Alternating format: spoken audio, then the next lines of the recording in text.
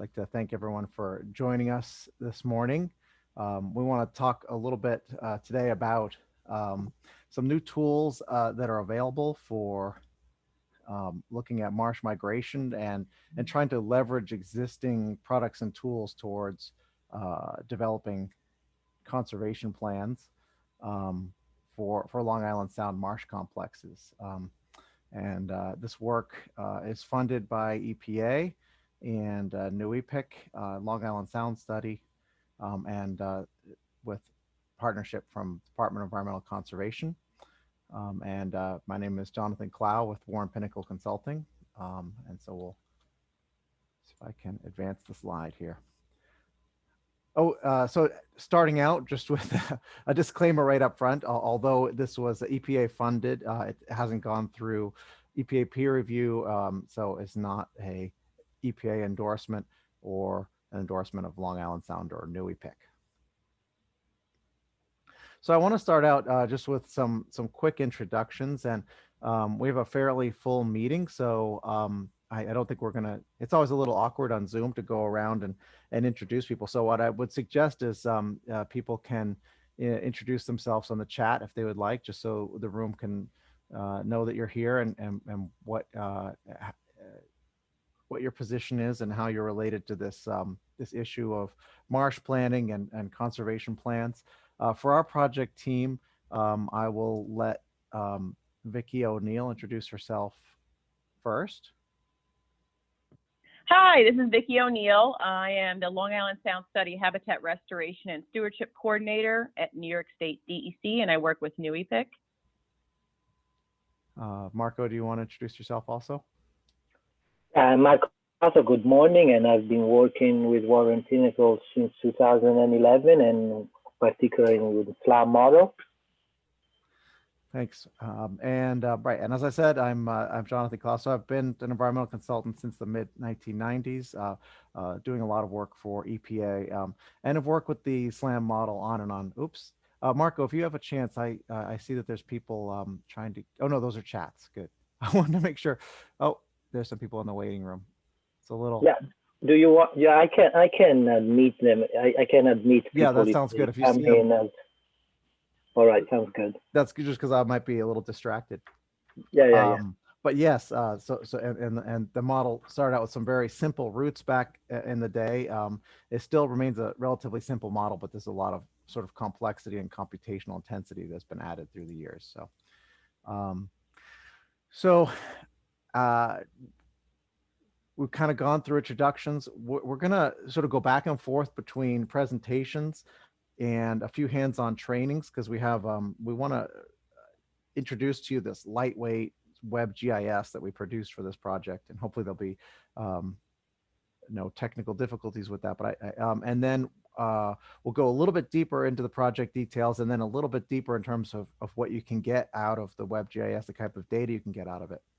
And then finally, hopefully you'll manage to stick with us. We'll try to get to this in a reasonable time, but we want to have a little bit of discussion about with the group as much as possible about the preparation of marsh conservation plans and some resources that we have available to assist through this project in that.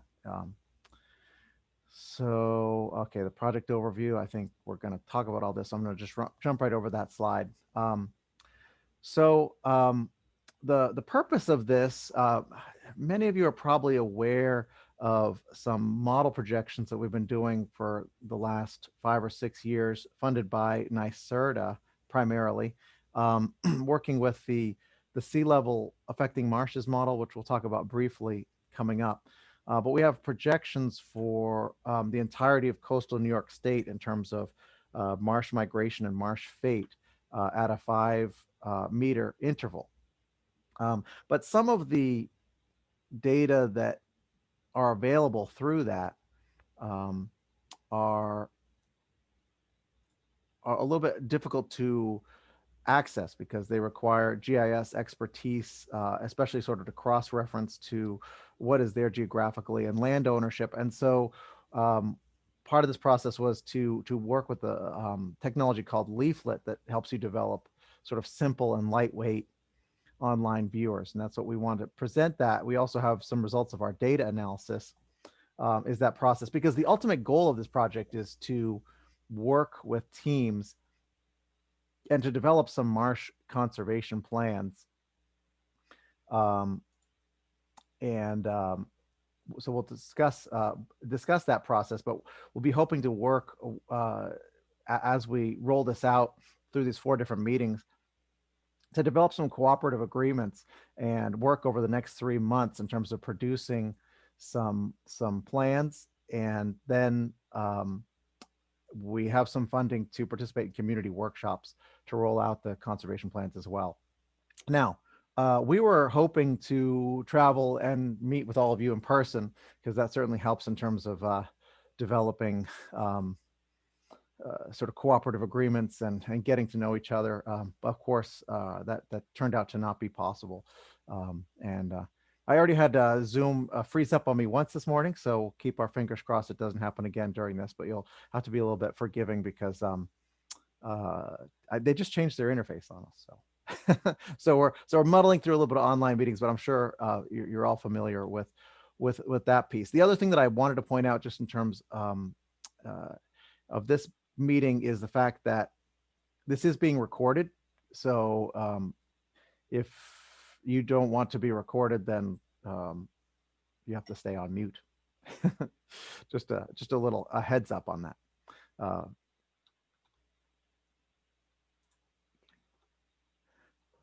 So we started the process with site selection, which was working closely with NYSDEC and basically selecting all of the larger marsh complexes in the New York, Long Island Sound coastal watershed.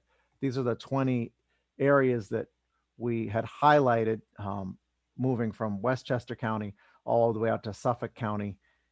And these are all the areas where we have data available on the viewer, which you'll see shortly. And so what we're really looking at in terms of marsh conservation is this question of marsh migration under the impact of sea level rise. And the data and the models show that as water levels increase, you have a horizontal movement of marshes, and there's also an impact in terms of the way that sediment is accumulated. And so you could see as you have sea level rise going up here, you could have a lateral movement. But the question is, what is happening in this land now, and will it be possible, especially in New York State, will it be possible for that marsh to move in response to sea level rise? And there also, I will note that these really nice figures are rather general. I'm sure you've all seen things like this, or many of you have, but it's from the Northeast Regional Ocean Council Make Way for Marshes document. But there are potential barriers to marsh migration, which we're accounting for in our model. And one would be a relatively steep terrain, which is something that we see in the especially in the Long Island Sound area that we're looking at. There is a fair degree, the land is fairly steep relative to some other areas where there are marshes. And then the other concern obviously is land development and having there be areas that will block marsh migration. And that could be either current land development or the development of seawalls or future development. So it would be a relatively simple model with all those pieces in place, but there is a little bit more complexity that we incorporate in our model. And that is this feedback between sea level rise and what happens with the sediment that is underneath the existing marsh, and potentially in the future marsh in the future. As your sea level rises, there is some greater above ground plant growth. So there tends to be a biologic response for higher marsh growth. And then you also have that marsh that is there being inundated more frequently, capturing more sediment. And so you can have an elevation gain from surface accretion, both from organic matter, from the additional biological growth, and then also from the accumulation of sediment. There is a point where this breaks, however, where you simply have your marshes has not put enough energy into the roots, and or cannot keep up with sea level rise. So in order to look at this, all these factors that we've talked about and several more, we've used the sea level affecting marshes model, and many of you have seen presentations on SLAM many times, and you'll be relieved to know that we're not going to get too much into the weeds on it. But it is something that has been developed since the mid 1980s. It was developed by EPA, but obviously has gained tremendously in complexity as computers have gotten better and data has gotten better, data storage. It has been fairly widely used by government clients, both federal and then also at the state level. We're obviously talking about data that was funded by NYSERDA and then also by NGOs. And at the basis of the model is a fairly simple concept that wetlands are going to establish in the niche, in their tide range niche. So when wetlands tend to fall right around, and this is sort of an idealized model. These are all rough. These get fine tuned as we apply the model, and they actually change these levels as a basis of wind tides, microtidal and macrotidal systems. But basically, once a marsh falls below mean tide level, for the most part, right around that, no longer is it able to maintain vegetation, and it will become a beach or a mud flat. When you have marshes that are flooded daily, there's a certain type of speciation that occurs there. We call it low marsh or regularly flooded marsh. And when a wetland is flooded irregularly, it becomes a high marsh. So there's still too much salinity for there to be fresh water or fresh species, but it's not being flooded regularly. So it's maybe a brackish marsh in many cases. And so we calibrate this model to the current conditions, giving the tide range, the land cover, location of dikes or seawalls if we have those. And then there's this other piece. Once we have that calibrated and you apply sea level rise, we have this question of marsh accretion.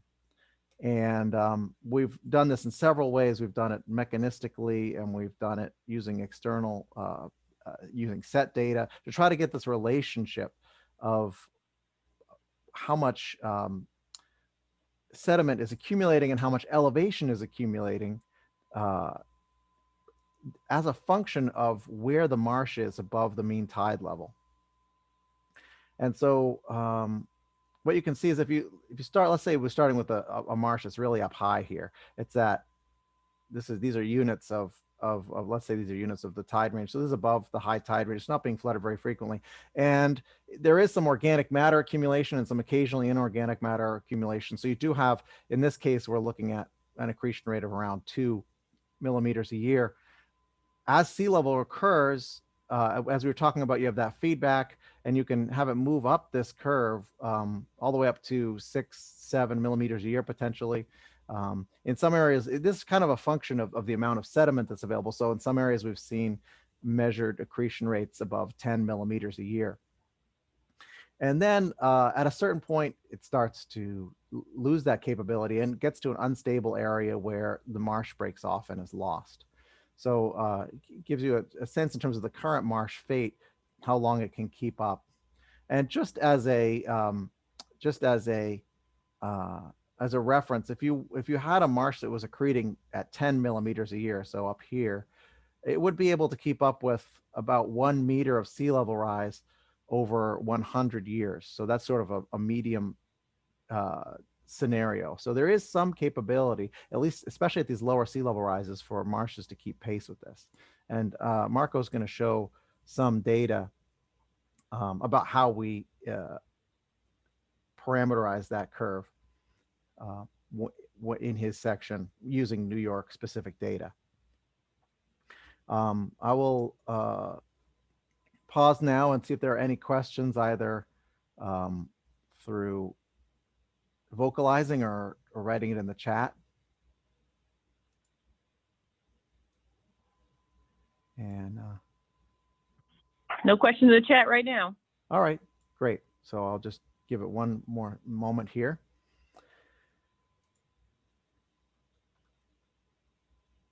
So the next thing I wanted to cover, oh yeah, so there's a question about whether the 10 millimeters per year has been observed. I have seen that not in New York, certainly.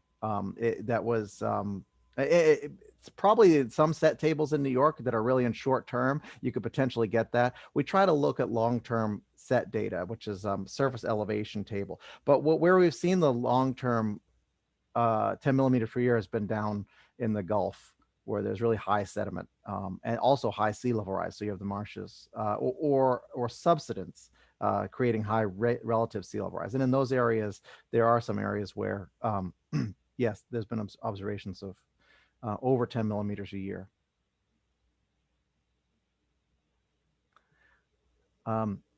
So yeah, the next thing I want to do is spend a little bit of time talking about the Marsh Interactive Fate Viewer. And this is the URL. You should have access to this URL through a number of emails that we sent you, or you can type this in. And it's going to be an interesting exercise because I don't think we've ever had 20 concurrent users of this, but I think that should be a pretty light lift for the web server that we're using. So, you know, it's always a first time. So this is our, definitely let me know if you find it to be slow. I'd be interested in that feedback and we can work accordingly.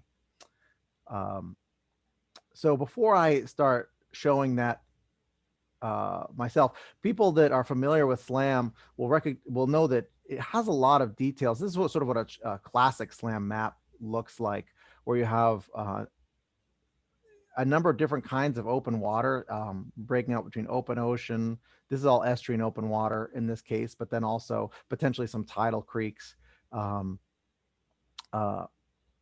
riverine tidal. There are a number of different kinds of marsh, and sometimes there is some ambiguity in terms of what is irregularly flooded marsh. These are all created from the National Wetland Inventory primarily and from the coordinate classification. Sorry about that. But so the irregularly flooded marsh and the transitional salt marsh, for example, there's some uncertainty. They share a very similar habitat niche. And so in order to simplify things as well, and also to give us a little more transparency as we're looking at this, on the online viewer, we focus on these 6 simple land cover types. And the one thing that we do is we show open water as transparent, and we also show dry land as transparent. So we're really focusing on intertidal wetlands here.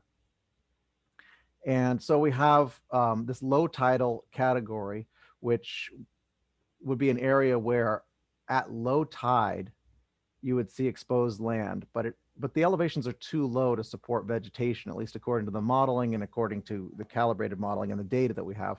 The elevations are too low. And so there could be uncertainty in terms of whether that's going to be an ocean beach, whether it's going to be an estuarine beach, whether it's going to be ocean flat, all these possibilities. And so we just characterize that as low tidal at this time. Then we have a low marsh, which is primarily your regularly flooded marsh. And I believe that what we're looking at here is Frost Creek, right? This is at 2085 under high sea level rise. So in this case, there is a lot of low marsh. I believe this is we'll look at this or similar sites shortly, but this starts out primarily as high marsh. You can see this green color here is where the elevations are low. You'd expect regularly flooding, you'd expect more salinity to come in. So you'd have a daily flooded marsh. Then you have the high marsh category, which would include both a brackish marsh and potentially a scrub shrub category, depending on the substrate. We do also look at some freshwater, non-tidal wetlands just to see when they might be impacted by sea level rise. The other thing to note is that in our characterization, we look at flooded developed land. So these are areas that were characterized in our data set as impervious. So they could be housing, it could be parking lots, or it could be roads. There is development there that would potentially prevent, there's two issues. It would prevent sea level, it would prevent marshes from successfully migrating onto that area, but also you might be concerned about flooding of infrastructure. And the other thing to point out is that the sea level rise scenarios that we're looking at we chose to focus on low, medium, and high projection. So these are the sea level rises in millimeters over here on the left. So the high projection is right about 1.8 meters, somewhere between 70 and 80 inches here on the right. And the 2016 New York Governor's Office had different sea level rise scenarios for the New York area and for Long Island Sound. And so we kind of, when we did this simulation, we broke that up by county. So the scenarios that we're looking at today were for the New York City, and they're just very slightly higher and really only visibly differentiated in that last time step when you get to 2100. And so the low sea level rise scenario is very hopeful to include there. It's not much higher than the historic rate of sea level rise, so that would be about 0.4 meters. The other thing that we have tried to work with is, Marco will be discussing a little bit about the fact that the viewer has uncertainty analysis results within it. And what we do in that case is we run hundreds of iterations and we look at everything that's uncertain in the model, including the sea level rise, which is the primary driver. And we produce this estimate, this sort of probability distribution based on professional judgment and based on a literature search. So what I want to point out with this is the fact that in our uncertainty analysis, we tend to push a little bit. Our professional judgment is that the most likely sea level rise is about a little over 1 meter. There's a smaller likelihood that it'll be really high, up about 2 meters. Also a very small probability that it'll be down here at the low level. So our uncertainty analysis assumes that there is going to be sea level rise occurring. And this is where the low and the medium and the high sea level rise analyses come in the viewer. And there's a cumulative distribution function, just in case that makes it a little bit more clear.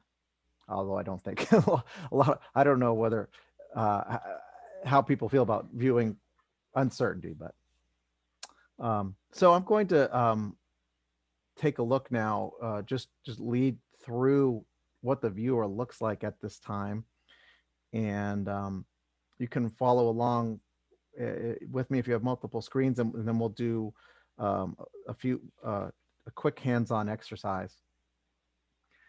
So the disclaimer which comes up first, just click in the middle of that, and it opens up with the study area that we're looking at. Has these basic zoom controls here to zoom in and zoom out. If you have a mouse zoom capability, you can use that. A scroll bar should zoom you in and out as well. And if you hover over these areas, it'll tell you how we've defined these. In some cases, you can see that the marsh areas are pretty close to one another, and so so there could be some ambiguity right at the border. But you can see how we defined these areas. There is a capability to zoom right into an area of interest. So you can click on that zoom bar and select any of these. I'm going to start looking at Alley Pond. So I'm right next to Udall's Cove over here. And again, you can zoom in a little bit more closely if you want to. This shows some model results. It defaults to probabilistic results at 2100. So the legend over here to the left should give you the information that you need about what's going on. So for example, this is talking about the probability of where marsh might occur at 2100. And I'm going to talk a little bit more about definitions of how that works shortly. And then also it tells you some information down here about the tax parcels that you're looking at, which are these other squares that are over the top of it, the public land and the private land. And over to the right are some very important controls here where you can switch between the probability to the marsh type, which were the colors that I was looking at before, the low marsh, the high marsh, the flooded developed. So you can switch back and forth. Or you can look at no overlay. I'm going to look at no overlay here for a moment. And so you can see that for Alley Pond, when you put the no overlay on, and then the other thing that's important up here is you have this capability to change the backdrop. So some imagery is going to work better on different backdrops. So in this case, I'm thinking this green and this blue are a little bit confusing to me in terms of understanding public and private breakdown. So if I switch to black and white, you can see that the areas that have blue lines and blue shading, these are public lands. And you can click on the individual to get some information. We're going to talk a little bit about what these tables mean shortly, but you can see who the owner is right there at the top and the tax ID. So you can see that in Alley Pond, there's a lot of public land, especially. Let me go back to the add the marsh type back in again, and I'm just trying to get that. Okay, if we put the marsh type back on again, you can see, especially in the areas where the marsh is or is projected to be, there's a lot of public ownership. These sliders down at the bottom are also very useful. You can move through and see different periods of time. And then if you want to sort of get a sense of how things might expand, you can sort of move, just hold down your mouse and slide back and forth and get a little bit of an animation in terms of what it's going to look like. This is under a high sea level rise scenario.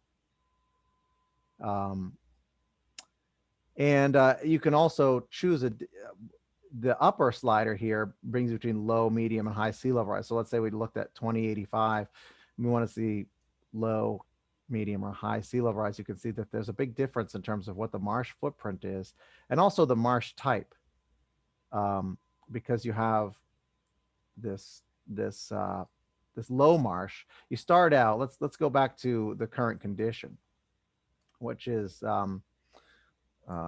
based on 2008 NWI data, so we'll call that our current condition, even though it's a little bit out of date. And in this case, because it's the current condition, moving the sea level rise slider doesn't make any difference because we haven't started to impose sea level rise on it yet. But you can see that it's primarily high marsh. And that's one of the things that I think we'll find as we look through the New York area, is that there is the National Wetland Inventory identifies a lot of the marsh as high marsh, and that is actually sort of backed up by the elevation that these marshes have. And so if you look at Alley Pond and you look, let's go back to sea level rise and take a look at this sort of currently existing marsh footprint, and you zoom up to 2100, even under the high sea level rise, a lot of that current marsh still exists. It's not a lot of open water coming into play, but at the same time, you have a real change in the habitat type from a high marsh to a low marsh. So they're on the edge, but they had a lot of elevation capital to start with.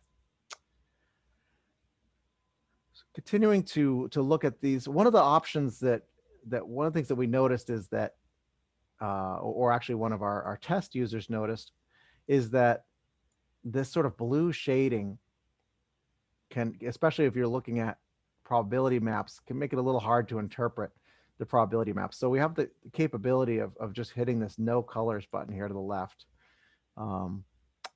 If you want to look at tax parcels and you want to look at them sort of on an apples to apples basis, it just turns off that color. And obviously you can turn off the tax boundaries themselves if you want to just you get more of an overview for the site. So there's a little checkbox here for tax boundaries on and off. And then you can really get a sense of what's going on here with the marsh. Now, so these probabilities have some strengths and they have some weaknesses compared to the marsh type map. One thing is this is based on uncertainty in sea level rise. It also includes uncertainty in other parameters such as accretion rates and erosion rates. But it shows, so sort of like in some of the currently existing marsh, it shows both the possibility that you might lose a marsh or that you might gain a marsh. So when you look at 2100, a lot of the currently existing marsh is pretty persistent. There's not a whole lot of purple fringes coming around here. But then in some of these other areas where it does show marsh, there's a pretty low chance. So maybe only like under 10% of the scenarios that we looked at are there marshes being formed there, meaning that really these areas are only going to be capable of supporting marsh under the highest sea level rise scenarios.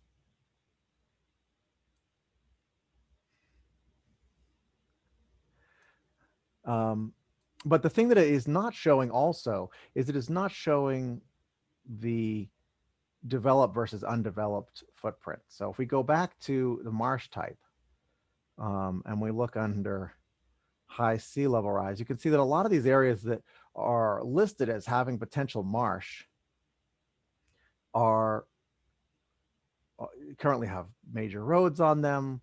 I believe this is a golf driving range. These are all houses.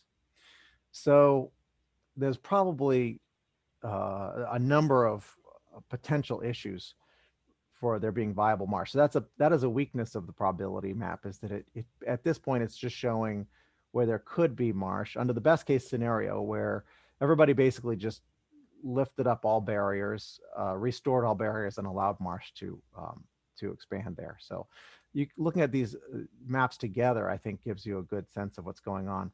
Now, another really helpful thing to look at is the imagery, where you can really get into some decent quality imagery and you can see what's going on in some of these areas. So for example, if we turn on the imagery and then you can go back and forth, one of the nice things about these radio buttons is, and this should work on any browser. We've tested it on Chrome, Safari, Edge, Internet Explorer, and mobile devices. It works a little better in some browsers than others. I prefer to use it in Chrome for a couple of reasons. One reason is that I think the animation is smoother, and I think it just. But if you're working with it in Chrome, it's nice. You can use these. You could just use the arrow buttons on your keyboard to move back and forth. So you can see this area that is expected to potentially have marsh habitat is the Alley Pond Golf Center, which if we turn the tax boundaries back on again, is owned by Parks. And so potentially under high sea level rise scenarios, there might be some decisions that need to be made with respect to what would happen. And that's where you get into this question of marsh management. Let me see if there's anything that I didn't cover here. So the legend is pretty useful. I think it gives you some information that's useful, but if you want more screen, you can hide the legend once you sort of have know what's going on. You can then show it again. So you can move that back and forth if you'd like. And then the other thing is that there is a definitions field here, which shows what you're looking at. There's a help file, which hopefully will provide useful information about how to move through. So if you have any questions about that, you can jump into this help file. And the other piece is that for each of these areas that we defined, there is an available fact sheet. So you can click on the Alley Pond fact sheet here, and it will give you some information. First of all, there's some background on the project for the first couple sheets, so those are the same for every fact sheet. Then there's some overview information about what's going on at the site, public and private breakdown, and there are some information about wetland losses for each of the sites and wetland gains, potential wetland losses and gains. So I think, are there any questions at this time about the viewer? If not, I'm going to talk a little bit about the fact sheets, and then we're going to go to one of the hands-on exercises.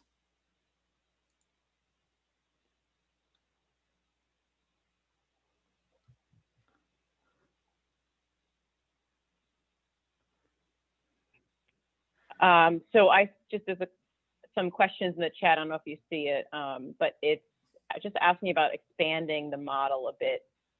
So Rob had asked about expanding into other Westchester marshes. Anthony is asking, how easily could this model be extended to see marsh state sound wide? So I don't know if you want to speak a little bit about, kind of, making this from a pilot into a larger scale thing. Yeah, thanks. So I'm just zooming out here a little bit. So we have, Connecticut has funded this SLAM modeling. So we have these same 5-meter SLAM model results for the entirety of coastal Connecticut. Now, Rhode Island probably falls outside the sound, so that's not really relevant. But I know we haven't done Rhode Island SLAM runs, but the state of Rhode Island themselves ran the model, and I think did a very high quality job there too. So we have a pretty extensive coverage here. I don't think there's a gap between New York and Connecticut. I think we have the I think we have the whole air. I think we already have the model results. And so and so the good news is, if you have some GIS skills, we can easily point you to these data sets.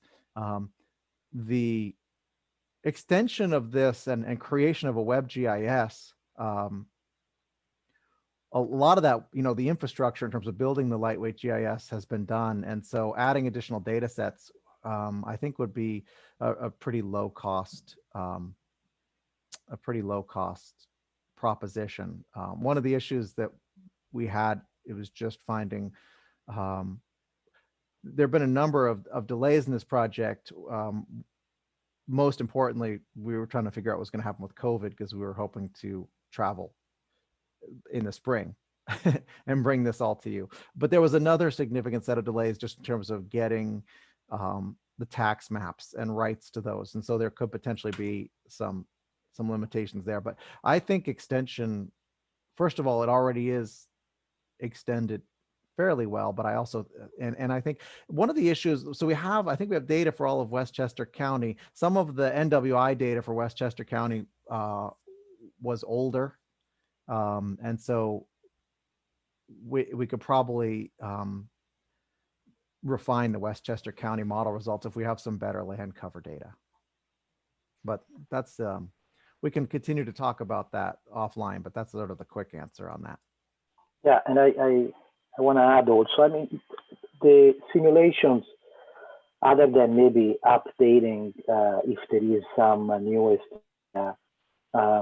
probably the major work is trying to get together the tax. I think one of the interesting aspects of this is having the tax parcel results breaking down by tax parcel, so that you can see a little bit better the tax parcel, what the potential is out there in terms of marsh migration and what you can do. And that part, we just did it for these selected marshes, but it's just a question of bringing together results that's already out there and do some GIS analysis. Really. Thank you, Marco.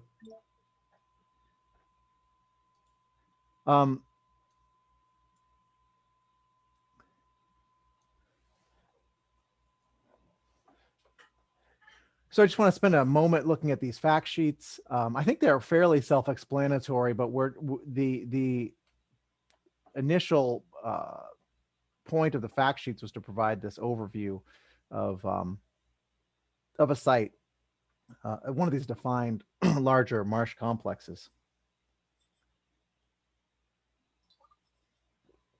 And so not really breaking it down to the tax parcel basis necessarily, but there are a number of graphics that are included on them. And so one of the things that we do is we show the current marsh footprint, which you can get from the viewer fairly easily. So I don't have a graphic here. But we also look at the probability of marsh habitat by the year 2100, which is also something on the viewer. But as we talked about, there is some issues with that, and the fact that it doesn't differentiate whether you're looking at developed and undeveloped. So we also developed some graphics which show, in this case, to the lower right, these are developed areas and their probability of being in a location where a wetland could inhabit them. And so that raises that sort of two-pronged question of infrastructure protection or restoration for marsh expansion. And we have some tables in there in which we looked at the site as a whole. And we looked at, sorry about that. We looked at the currently existing marsh areas, and we broke that down into a public and private on the basis of acres. And then you look at that through time, through model predictions, and these are expected values. So these are probabilistic results. And in a way that's helpful because it means that the number of tables is not propagated by every sea level rise scenario that you look like. You don't have to look at 8 of these tables. But in this case, there are I don't actually know which site we're looking at here, but in this site, it starts that there's 60 acres of marsh on public lands. And because they're high marshes, in this case, marsh, we're combining the high and the low marsh areas, but there remains 60 marshes by 2055. When you get to 2100, there is maybe about a quarter of that marsh is lost. And on the private land, again, about a quarter of that land has the potential to be lost. But then also it looks at new marsh area and undeveloped land, and it shows that when you get to that when you get to 2100, on public land there's additional 10 acres of marsh habitat, and on private land an additional 32 acres. And then also we can look at the developed land where in this area the developed land is relatively high, and so you're only looking at 1 acre at risk in 2100 and 3 acres on privately owned. All this gives you this sort of total potential marsh area, which actually increases over time under sea level rise. Now, again, I think there are a couple of sort of risks and caveats for this rosy picture that's being painted. First of all, this is including all public and private land. Second of all, the model is kind of assuming that when you have a transition from a high marsh to a low marsh, that's going to be kind of a seamless event. You're going to you're not going. It does account for the potential for marsh collapse, which occurs when you have a change in salinity. So there is some loss of elevation capital that occurs at that time, based on some observed data that we had. But and that is also something that is incorporated in the uncertainty analysis. But nonetheless, it doesn't. There's not. We don't see. I think in a lot of cases, and Louisiana is a lot different than what we're looking at in Long Island Sound. But in a lot of areas in Louisiana, where you have when the high marsh disappears, it just kind of erodes away. There is not sort of viable low marsh. So that's a little bit of an optimistic piece as well. So in a way, this is sort of looking at, I guess it says, if things are managed optimally, we have a capability of continuing to provide marsh and ecosystem services. So I think we can jump into this strengths and limitations shortly. I think I talked about some of it. I will just talk about these last three bullets here.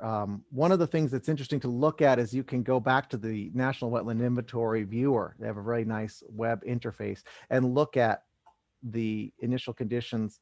And you can see that in some areas it's unclear, but from the satellite imagery, um, uh,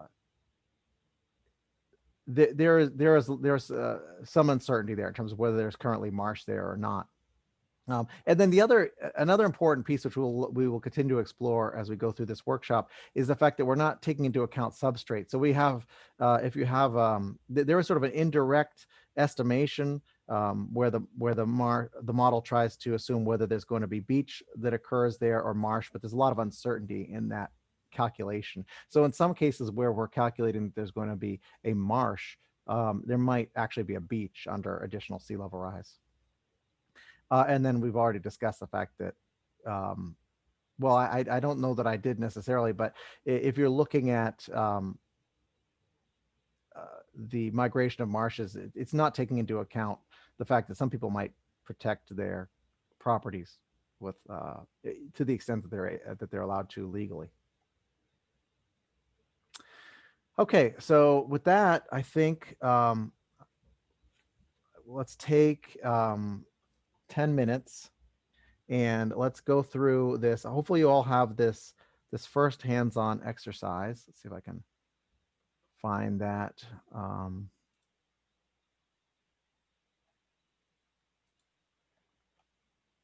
But if you all have that first hands-on exercise,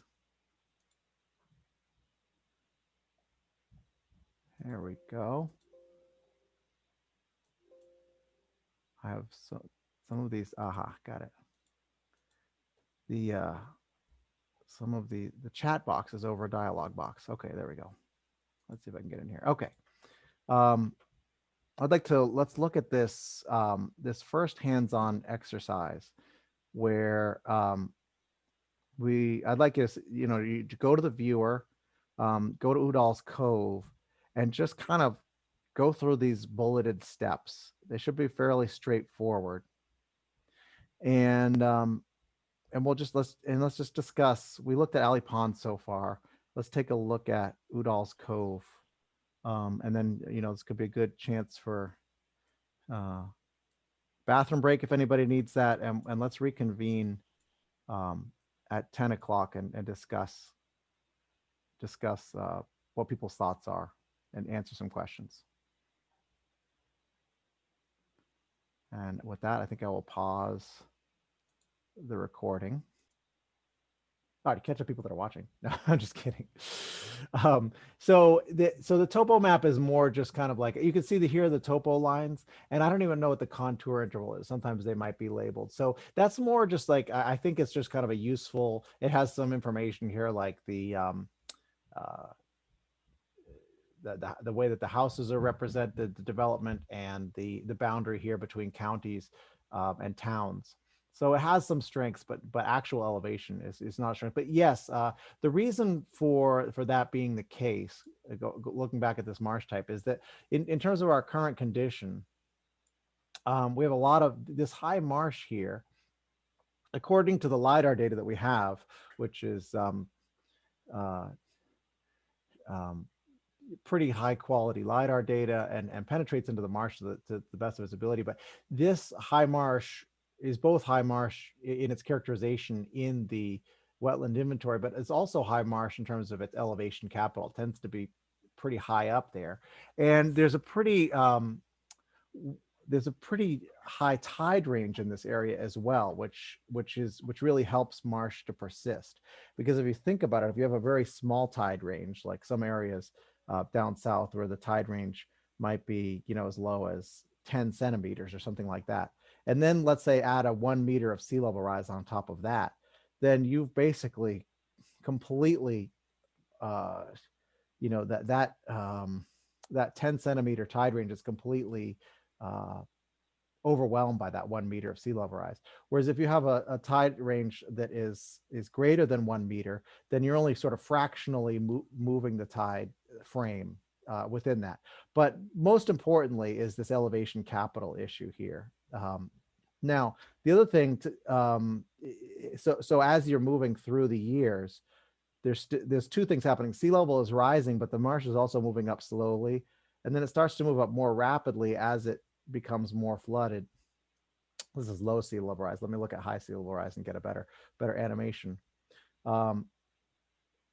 And then as it becomes low marsh, it also becomes flooded more frequently. And so the data that we have show higher accretion rates, higher elevation increases for low marsh than high marsh. And so what you might be looking at here under high sea level rise, what you're likely to be looking at is sort of now you've lost all your elevation capital. And this marsh is right at the edge of about to be lost. And you can see some of the marsh up here in the north part of the study area does start to convert to tidal flats. But so you've really spent all your elevation capital at that point. And I would say the prognosis is maybe not great. The other thing that I noticed was that there's a lot of this development in the south, even under medium sea level rise, starts to become regularly flooded.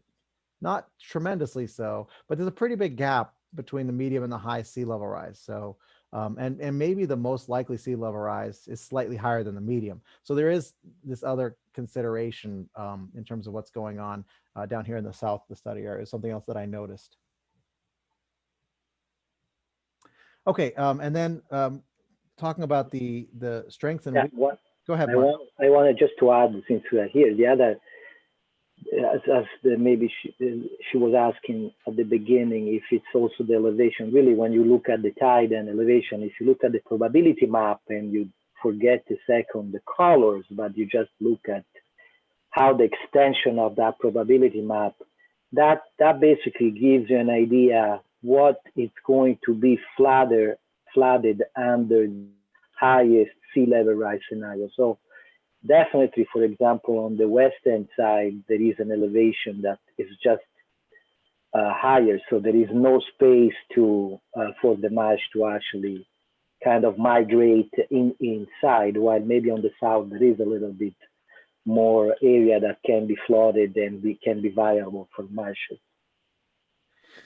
Yeah, I mean, I guess one thing that's kind of positive about these results is that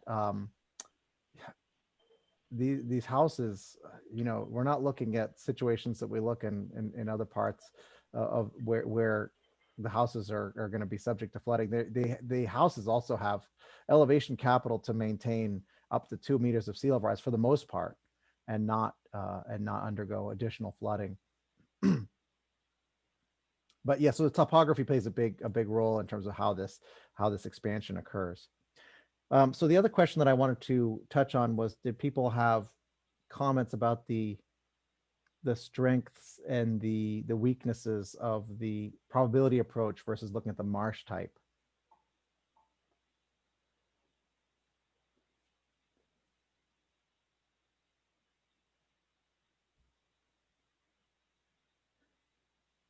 So my thoughts on that were that the strengths of the probability approach is that it gives you some information about, if you're looking at, let's take a look at if you look at some of this land down here, for example, it gives you this, let's look at, 2055, and you can see, okay, well, there's maybe like a 10 to 20% chance that we're going to start having some fringing flooding and some road flooding, something around 10 to 20%. Now, some of the weaknesses are that it doesn't give you that characterization of developed and the undeveloped land to know. So it's in terms of like marsh probability, it's basically saying there's a chance for marsh development on all of this land. The other thing to point out is that because we're keeping this viewer really lightweight, and each of these pixels are about 5 meters in size, because we're keeping the viewer lightweight, there isn't the capability to sort of click on this and get a precise like 42% chance or a 35% chance. We do have that in the GIS layer. So if people want to go further with us and start to develop marsh conservation plans, and they have specific questions about, well, it'd be helpful for me to get a better percentage, we can be more precise at that level. Okay, so that I think, is the first hands-on exercise. And if people have questions about using it, please ask in the chat. I'll go back to the presentation now.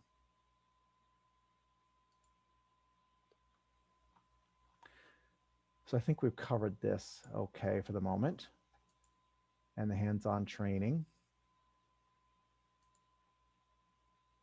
So I'm going to hand off to Marco now to talk just a little bit more about some of the project details. And if we have time, we'll talk about some of the additional data that can be leveraged as part of producing these marsh conservation plans. But to start with, he's going to talk about the model. All right. I think I lost the slide there. No, I see it.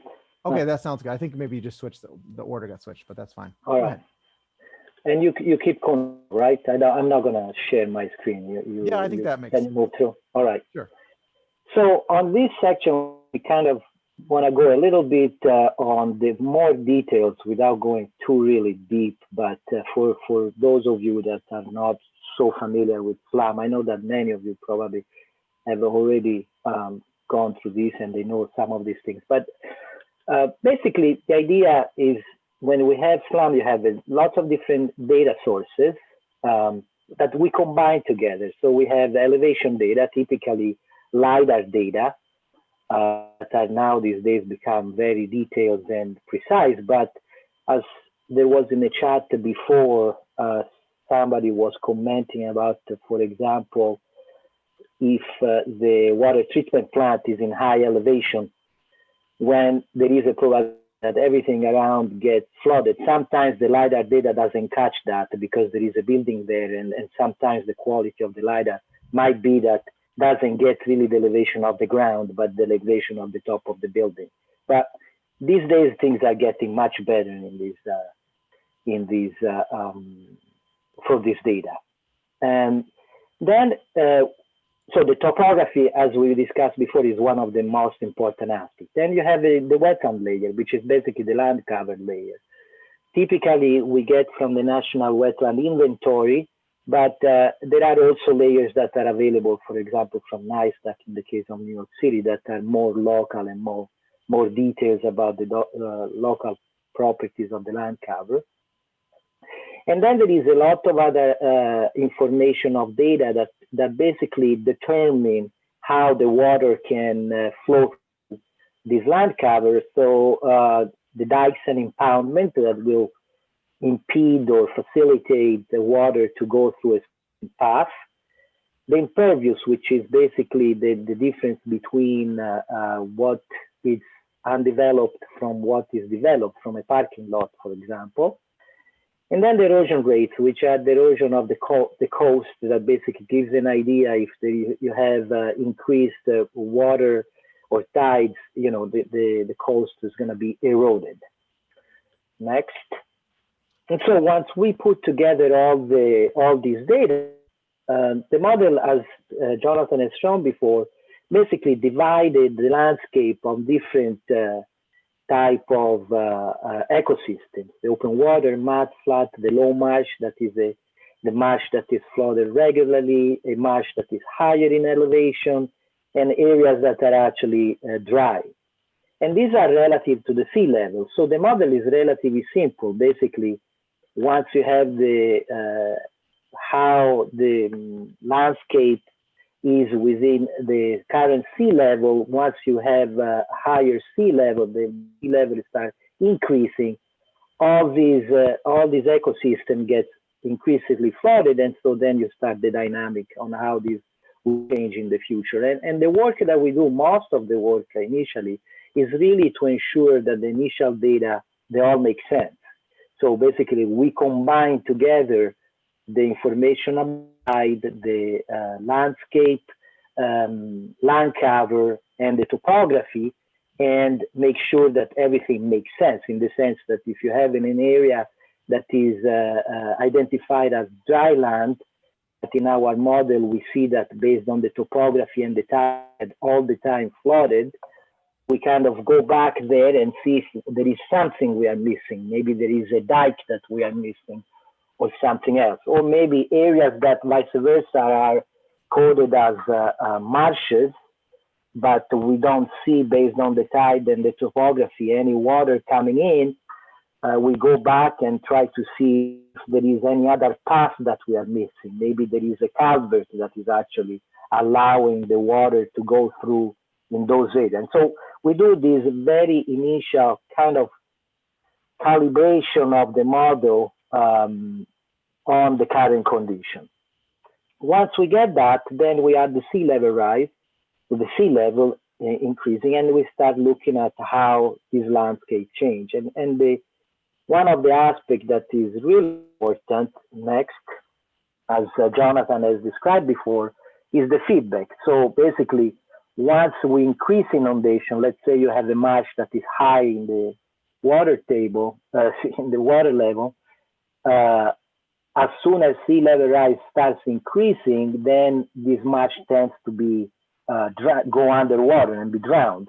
And so typically the marsh kind of reacts, if it has the possibility, to in elevation and go and try to go back to the position where it was before with respect to the sea level. And so that's going to be the sea level rise rate that the marsh is going to try to counteract against the sea level that is increasing. And the data that we have, this is an example. We actually try to use actual data. This is the case that we try to use data from the set data points.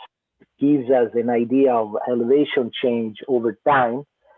And the idea is to try to build these feedback curves based on this data. So basically feedback, how the marsh responds to the sea level based on the elevation the marsh has relative to the sea level. And you can see on the right-hand side how there is a lot of uncertainty on these models. In this case, for example, the feedback range between 4 millimeter a year to 12, almost 11 millimeter a year. And so we try to account for this uncertainty. And the other uncertainty is how it's going to be in the future. Because we kind of use, in this case, a mechanistic model result, the Marshall equilibrium model developed by Morris, trying to also guess what's going to be the response when sea level rise rate increases. And next, so there is an uncertainty on the model based, for example, accretion, that we don't know if it's going to be 2 millimeter a year or 4 millimeter a year. We have, as Jonathan has discussed before, also the sea level rise. Sea level rise, we don't know exactly what the future of the sea level rise is. And also the topography, for example, it's still an uncertain data. Although LiDAR is much better, there is still uncertainty also over there. And so we try to combine all these uncertainties together and account for by running a lot of SLAM simulation. And basically we get prediction of all these different scenarios with all these different combined uncertainties. And instead of just looking at a picture of the future is going to be, we try to come up with this probability map that are basically kind of trying to measure the likelihood based on our level of the knowledge that we have today of the different aspects that determine this dynamic. And so this is here an example of the land cover area that has been run through several different scenarios. And you can see that the little gray lines, each of them represent one simulation under different, maybe sea level rise scenarios, different accretion rate curve. And the area can pretty much stay constant if the conditions are, for example, with low sea level rise and high accretion, or you lose almost all the area if these conditions are actually under, for example, a high sea level rise scenario. And so then we combine and we come up with certain level of average expected value or the level of confidence level that we can say we have the confidence that the area is between these values. And so we come up with ability map that basically kind of quantifies the likelihood of seeing a certain outcome in the future. And we already probably stressed that one of the most significant drivers at this point is really the uncertainty on the sea level rise. We don't know how the sea level rise is going to be in 100 years. So we really simulated this under lots of different scenarios, the most conservative scenarios and the very high sea level rise scenarios. And this is the driver that mostly determine the future of our prediction, rather than maybe accretion, which is also an important aspect, but really the sea level rise rate is the one that kind of determines. So if we, as soon as we know better what the sea level rise is going to be in the future, we could narrow down our level of confidence quite more significantly. So some of the most important strengths of these the SLAM model are really that is relatively simple. It basically, as I was showing at the beginning, it divides the elevation space and the different of ecosystems, and it looks at their position with respect to the sea level. So it's simple. It's not so complicated. It's open source, so everybody if they want to play with it, they can actually have access to it. It's not the private owned software. It requires minimal data. It doesn't require too many data to be able to run this simulation and make this prediction. Really, the elevation data, the land cover data, the dike data, but it's not that complicated as maybe a fluid dynamic model. So in terms of cost and ease, it's relatively cheap in the sense that you can run on a simple machine. It's quick to run. It doesn't require really supercomputing power, like for example, a fluid dynamic model.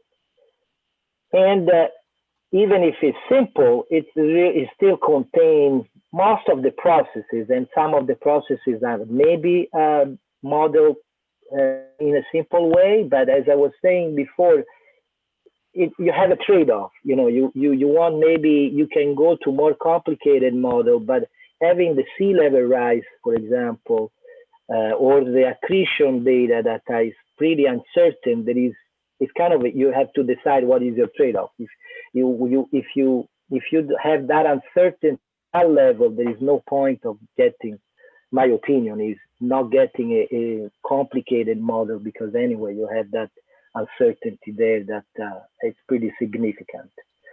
And still, it provides enough information to start, thinking about your planning, how you can intervene if you want to protect some of these marshes and allow these marshes to migrate in the future. In terms of limitation, as I mentioned, is definitely one of the limitations is not an hydrodynamic model. A hydrodynamic model are more complicated, that maybe they are more realistic in terms of describing how the water is going to flow in the future. There is no guarantee that this is going to be in the future. So maybe the current conditions are more described better with an hydrodynamic model, but there is no assurance that an hydrodynamic model has more predictive capability than a simple model. Another aspect that is a limitation of this model is there is no mass balance of solid. For example, erosion in SLAM is just modeled as losing some quantity of land, but there is no this quantity of land that is lost on the coast. There is no model where it's going to be maybe deposited in some other part of the coast. This is not taken into account by SLAM, and we know that this happens in reality. the spatial model is just descriptive. It just describes the curve based on the observation. It doesn't have a mechanism underneath based on certain set of parameters define the response of the feedback, which it would, for example, the NEM model tries to get the physical parameters and try to come with the curve. We just take the curve and assume this is going to be the curve, this Marsh system. And as I was saying, the erosion model is really very simple in the way it is described and has some limitation. One of the work that we have done here that I'd like to, I don't know if you, before I go into this, I don't know if you have any questions regarding the details of the model, or maybe I can just go on this right away.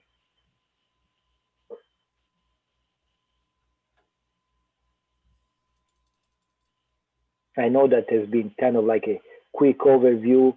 I know many of you probably have already seen that and sent to this maybe more than once. All right. So one of the aspects that we have tried to do a few years now is really trying to also this kind of introduce the ecosystem services so that it's not focusing not just on preserving a marsh as much as we can, but kind of evaluate what this marsh is providing us.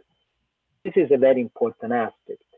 A marsh that is in the middle of nowhere might have some value, but maybe for other stakeholders might have no significant values because it's not, for example, protecting any neighborhood in case of, for example, New York. So we need to come up with a measure that they assign to each of these marsh systems, some kind of ecosystem service that they are providing. For example, here we are kind of listing of these functions that an ecosystem, a marsh can provide. Wave attenuation, for example. If a marsh is in front of a certain neighborhood, depending on how the marsh is located, the width and the infrastructure that is behind might provide a service that is very important to that community just because it allows to absorb some of the energy when there is a hurricane or some big tide. Another value, ecosystem value is the nutrient sequestration, that the marsh are considered very important from the aspect that they are able to sequester nutrients and from the water, so basically filtrate the water in a way. Another aspect that are more human related, recreation, marsh that are located in areas that typically used by the communities because there are parking lots, there are boardwalks, they have a significant they provide a significant ecosystem value just because they provide recreation. So this is human related service, but nonetheless is very important, especially when these marsh are mixed up with habitats, people living around. And then, a more natural related ecosystem like the habitat services in terms of fishery, birds and other animals that may be using this as their habitat. And so one of the very important aspects is try to quantify these ecosystem services based on stakeholder values so that basically you can combine the prediction, basically predict your land covers.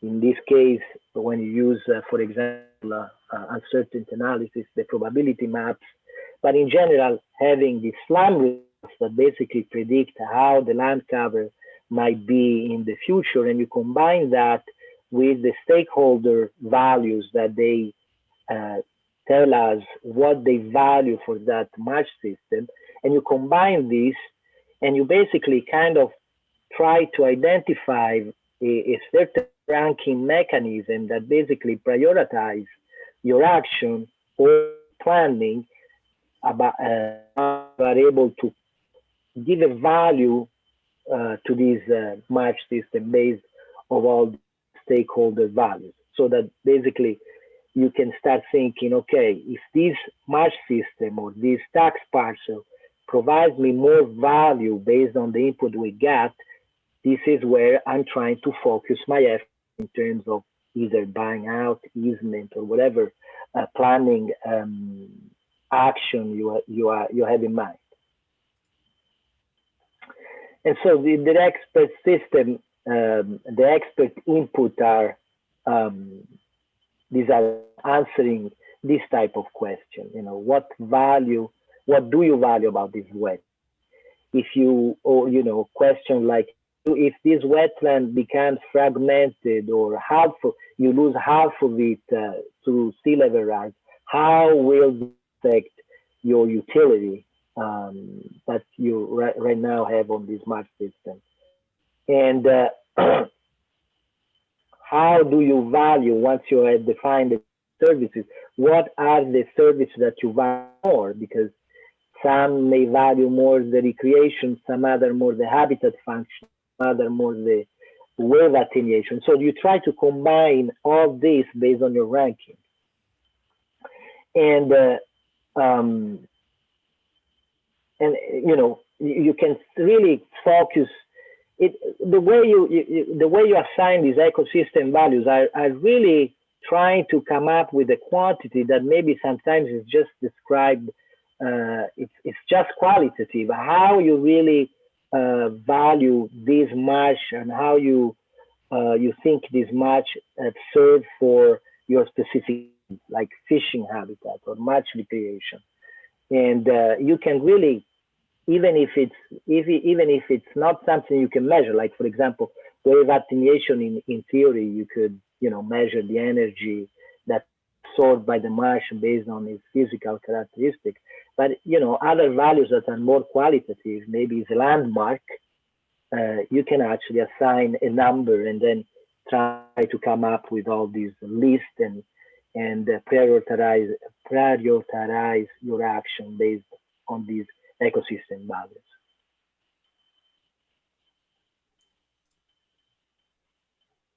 Thank you, Marco. So what we've done for the viewers, I'll just show you in a minute, and please feel free to interrupt and ask a question or type into the chat box. A question will be fine. But what we've done in the viewer is we have taken a lot of that information and broken that down into a single metric, which you can use to compare two different parcels. So I'm going to just start out by the entire study area. So in terms of looking at the New York and Westchester marshes that were defined as part of the study, for Westchester County, focused on Marshlands Conservancy as being sort of the largest contiguous marsh within the area. Now, one of the things about Westchester, let me go back to black and white here for a minute, and let me take a look at this. Let me get the colors back to the, and I'll just go ahead and, so the thing to note about this area here is that there is a marsh there, obviously, and if you look under high sea level rise there, interesting, the results are a little bit different here, because you have you're starting out with more marsh that's already low marsh, so it's already it's closer to mean tide level, closer to potentially having there be impacts. And so the if I turn on the imagery here for a moment, and I turn off the if I go back and forth through the marsh, you can see, yep, you can sort of, this is the characterization of the marsh itself This is the, I'm sorry, that's the image of the marsh. That's the characterization of the marsh. So it's a lot of it is already regularly flooded. And so if you look under, let's say, a medium sea level rise, you see there is some, there's some marsh, even under a medium sea level rise, it can keep up pretty well because the medium sea level rise is 0.91 centimeters. So I'm sorry, is 91 centimeters, so almost a meter. But there is some accretion that's keeping up with that. But there is still some motion. Under a high sea level rise, though, you have a lot more marsh loss than you saw in those other sites. Now, I don't want to give this short shrift, but in terms of what we were when we were developing the exercises for this, we spent a bit of time looking at the tax boundaries, and pretty much the vast majority of this is already publicly owned Westchester County or the city of Rye. And so in terms of looking at these relative ecosystem services of different parcels, it isn't as interesting. So we didn't focus there. And the same thing could be said in terms of developing these exercises. That doesn't mean that we can't develop a marsh conservation for these areas, a marsh conservation plan. So it's not just because we didn't develop these the hands-on exercises this time. There's still a lot that can be said and done to support marsh conservation at these sites and talk about managing them. Pelham Bay is a similar situation. You can see they're huge parcels owned by Parks and Recreation or this smaller DCAS, and that pretty much covers. Let's take a look at the. Let me turn off the, because now we kind of know what's going on with the tax boundaries. Let me turn those off and let me go to black and white. We can just take a look at like what happens under high sea level rise here.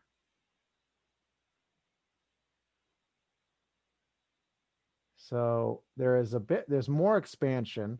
You have this parking lot here that certainly is at risk, which is why that's showing coming in as purple. There's more expansion, and in this case, there is some marsh. There's a lot of loss of this tidal flat here. A lot of these marshes have more elevation capital to begin with, and so there's a lot of conversion and a bit more expansion. But again, I just wanted to point out the fact that these sites are in the focus area, but we didn't develop. So I'm going to go. We didn't develop our exercises based on these, but so now looking at Alley Pond, coming back in here. One of the things about these tax parcels is that you can click on the individual tax parcel, and it's going to give you the same chart that we had in the fact sheet, where it gives you the fate of the currently existing marsh. So it says currently this parcel has 0.22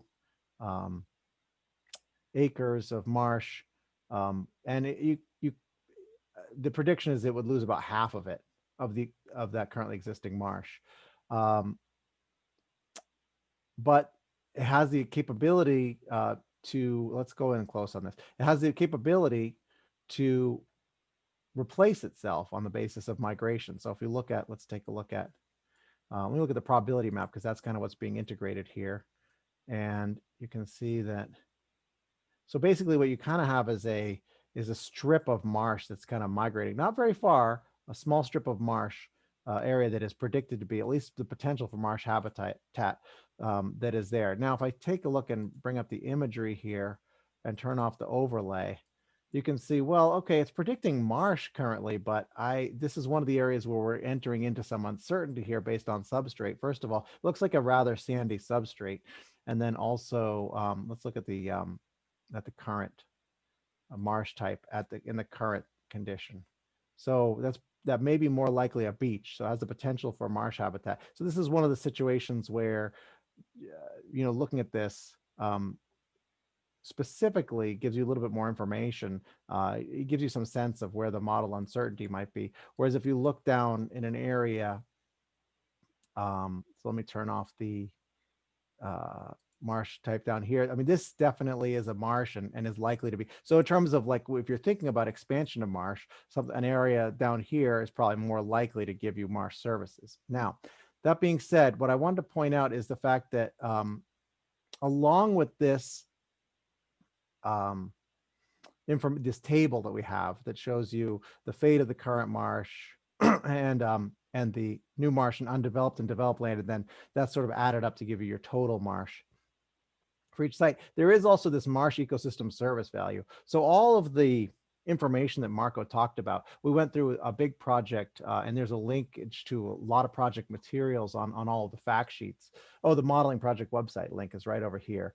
For the NYSERDA project, we went through a lot of surveying of experts and calculation and developing these curves between different services rendered and locations, and that all boils down to the single number. And what we did was we sort of normalized that to have a maximum of 100. So these are relative values. So if you look at this service, this site, it says it's going to provide a 4.94, and its neighboring site is going to provide a 3.02. This site over here is larger. So a lot of it has to do with the size of the site and how much marsh is on it. But there are some potentially some other differences as well based on proximity to developed land. These areas here would be more likely, these would have higher wave attenuation benefits than some of the other sites in the study area. So what I want to do with this next hands-on exercise does is look sort of comparatively at different lots and kind of try to get a sense of what the model is telling you about them. And so in order to look at that,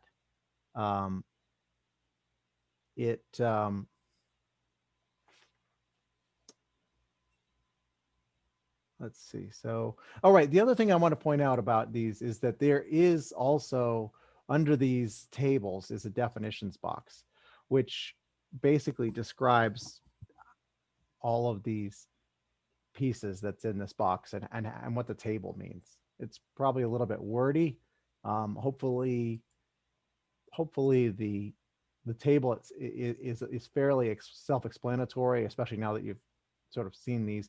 But if there are questions about what exactly does that mean, it's worth going into this definition piece. Right, and then so if you were interested in this parcel in particular, then you could zoom in pretty close on the parcel. Sometimes I just like to maybe turn off the colors, and then you can look at things like what's happening. Okay, currently it has a lot of marsh. And that marsh is not predicted to really go anywhere under any circumstances. It has a high elevation capital. Now the marsh, however, you get some information about what's going on here. Well, that's an interesting result because under high sea level rise, it does look like you're right. So there actually is a little bit of purple fringing going on here because under high sea level rise, you actually have some under the very highest sea level rise, you have some, so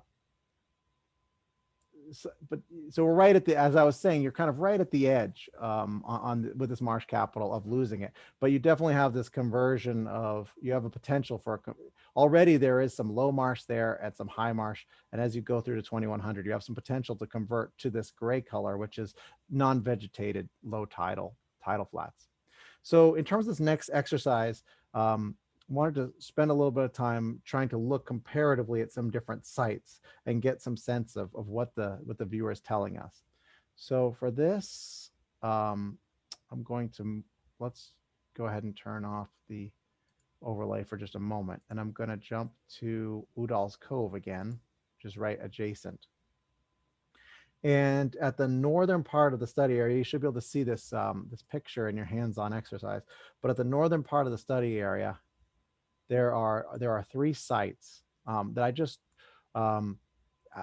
as a hypothetical exercise, wanted to look at what this viewer is telling us about these 3 sites. They're 3 privately owned areas.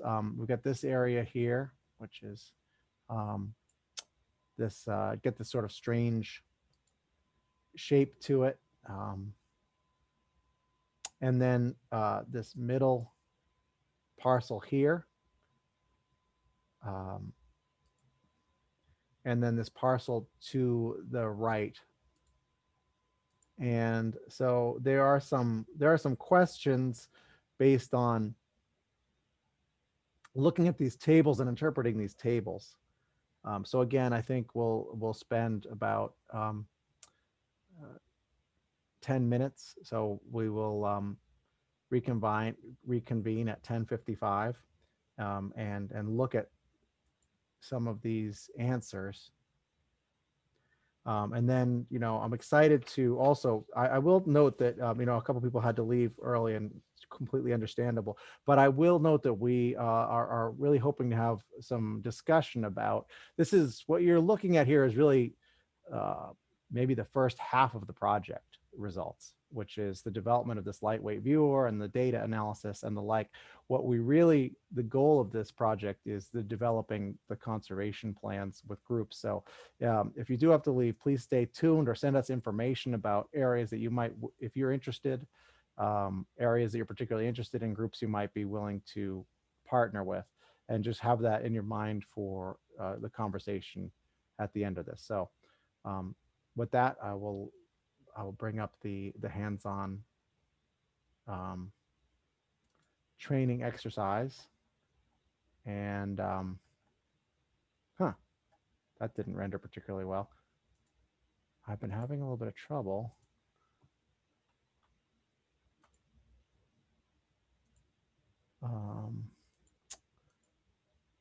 See if that can open up again.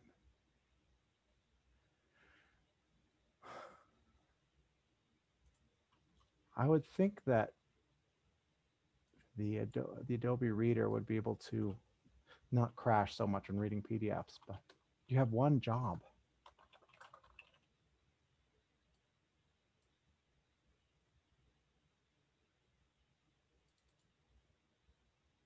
But for some reason, it when I leave things open for a long time, it seems to crash. So maybe I need to update. Actually, maybe I think it might have been telling me that I need to update it. But maybe that'll solve the problem. Oops, I left some answers in there. So you got some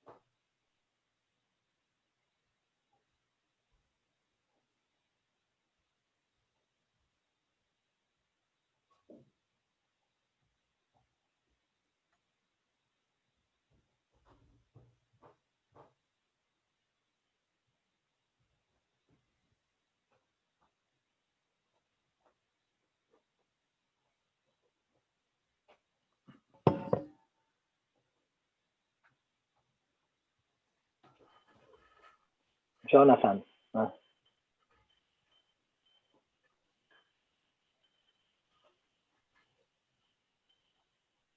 There you go.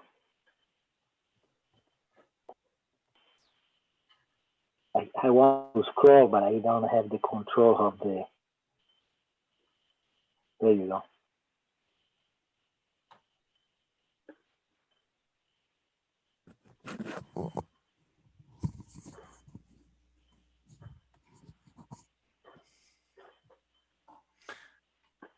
Yeah, sorry. People, there were a few registrants this morning, and we had sent out to the registrants some information about where these, um, with all these questions on them. So I didn't have a chance to do that. So I'll have to make that a lesson learned.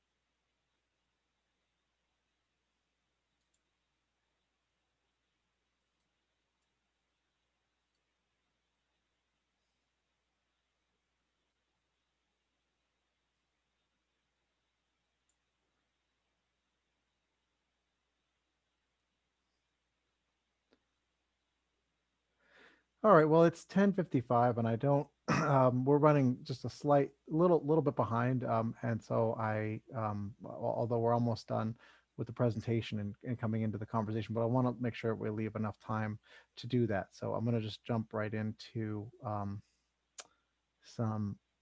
into my interpretation of these answers. If anybody wants to speak up or share their responses to any of these questions, they can do that in the chat. But one of the questions was, which of these sites has the most marsh currently? And so this has 0.4 of an acre. This one has 0.9, and this one has 0.02. So basically, none of them have a whole lot of marsh to begin with, but this site in the center here has the most. And then the question was, which was predicted to have the most in by 2100 under the medium and the high sea level rise. So to look at that, what I would do is I would sort of keep these. Well, you get some probabilistic results here by 2100. So you have 0.14, 0.34, and 0.11. So that gives you some degree of the answer that the middle one has the most. The other way to look at this is obviously to turn on the marsh type results for 2100 and then kind of look at the medium and the high sea level rise. So you've got this middle site here really is potential for a lot of has the potential for a lot of low marsh habitat. The other two sites are a little bit fringier. And then in terms of the comparative breakdown of high marsh and lower marsh, I think we're looking at mostly lower marsh, at least in terms of the future. If you look at the current condition, I mean, the higher marsh, but in terms of what is even at 2025, a lot of this marsh is predicted to be lower marsh. One thing that's interesting about this result is that this area here, this house here, doesn't show up in our developed. There's uncertainty in our developed footprint, so it didn't show up. So the fact that this is showing flooding is showing as marsh. It would be purple if we had this this property, this development on there.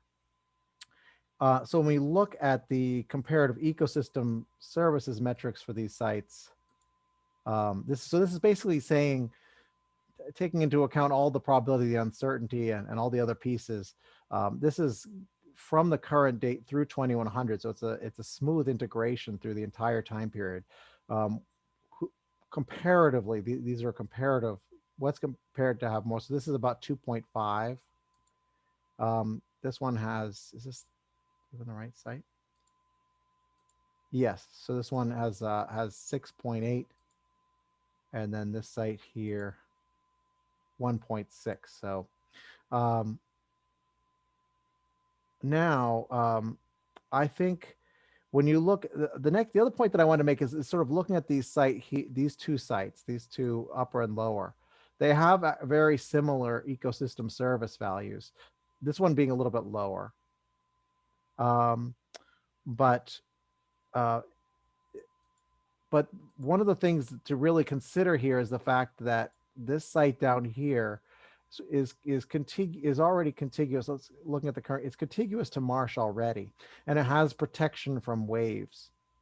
This site up here is not, is potentially contiguous to a little bit of fringy marsh, but it shows a lot of beach. I think that might even be a seawall there. I don't know what that is there.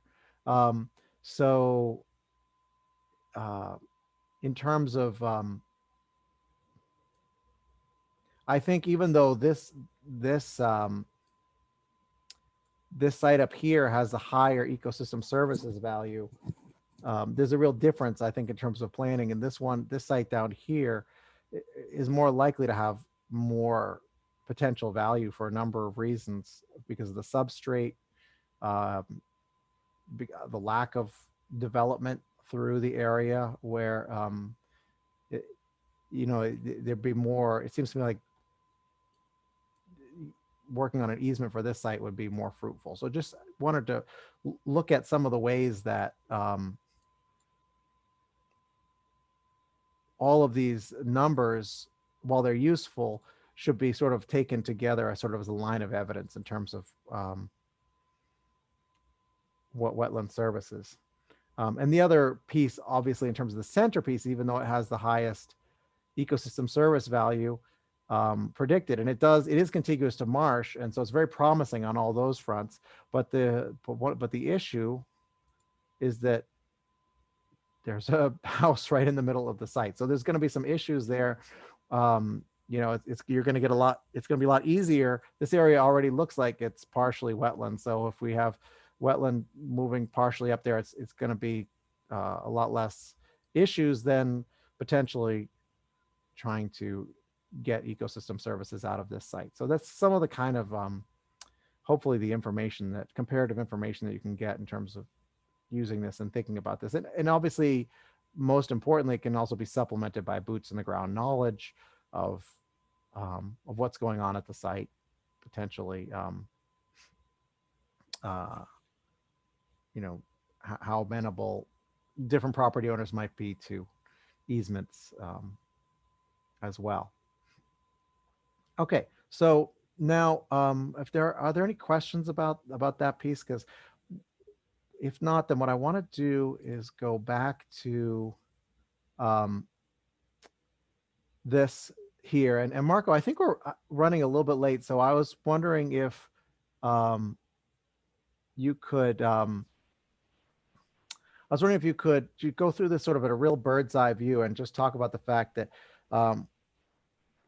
outside of the data analysis that we've looked at so far, there are some additional data sets that we have that we can leverage for helping people come up with conservation plans.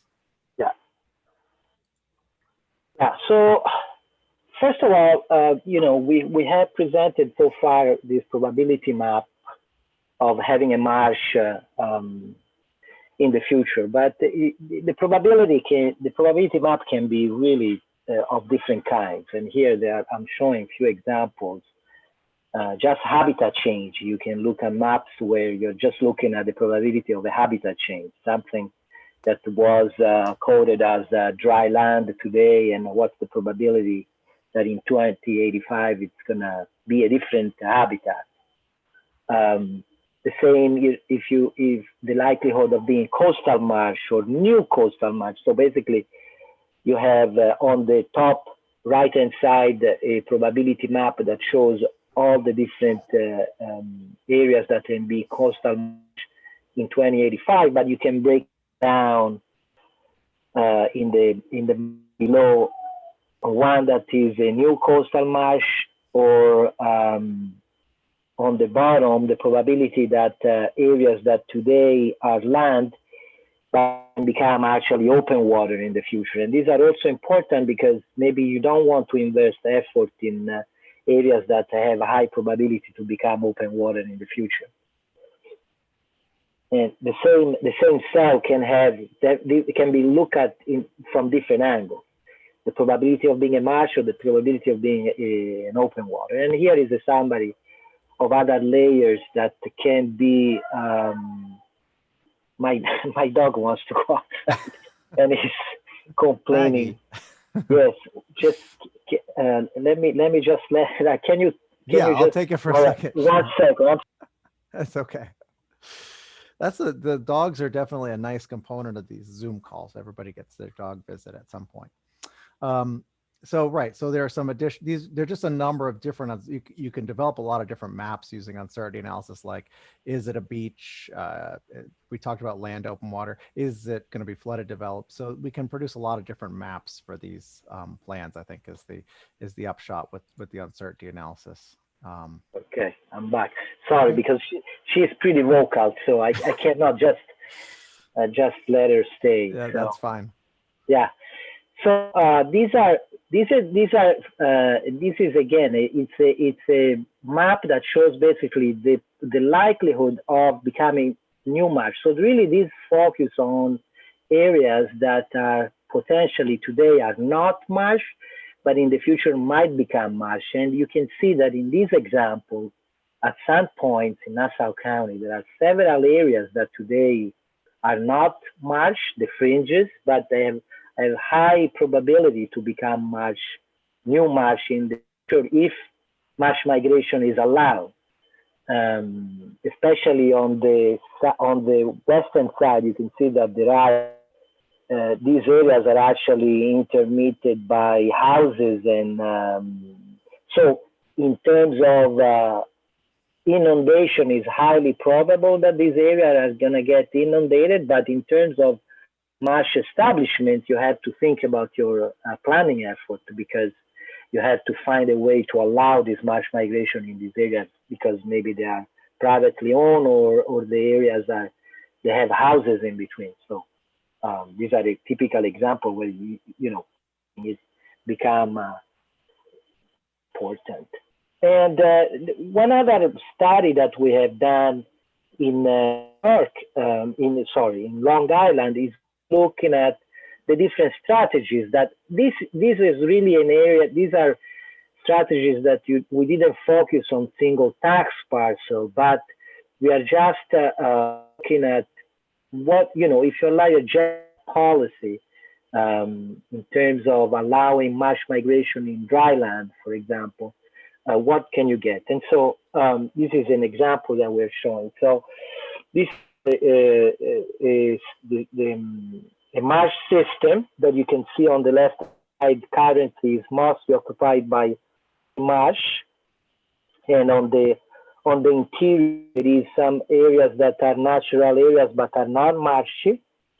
And on the left hand side you have the footprint of what inundation might be in the future. So this is really the footprint of the highest sea level rise scenarios that we considered.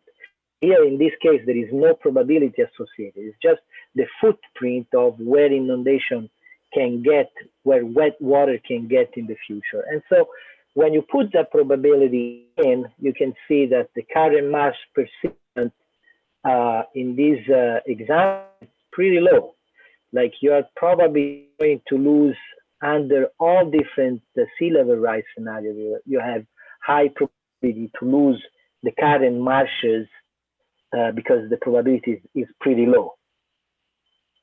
And so if you allow marsh expansion in undeveloped land, and this is really a strategy, is really allowing, find ways to allow marsh establishment in dry land, you can see that there are lots of areas that they can become good for marsh establishment. It's the areas that are all purpley towards reddish, even regardless of the sea level rise scenario, under a wide range of sea level rise scenarios, they may become suitable for marsh establishment. But I wanted to, can you go back on? Yeah, sorry. For example, on the western side, you can see that you have problems there because all these lots are all houses. So you're actually, you know that this is a neighborhood of property with houses in it. So in that case, it really has to think about how you can have marsh establishment there.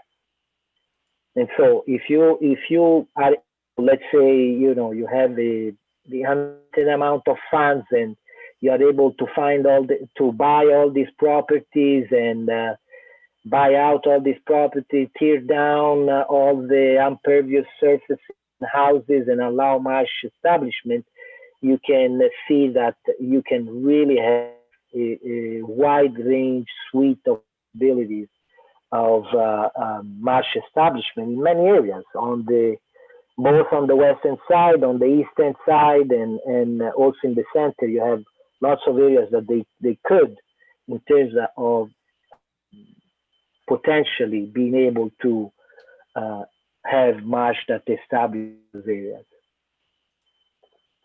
And then another study that is we did, which is currently one of the strategies that often use this to basically to provide a little bit of more elevation to the marshes by thin layer deposition, by dredge material from the bottom of that is dredged from the bottom of these channels and then deposited on marsh that are currently drying.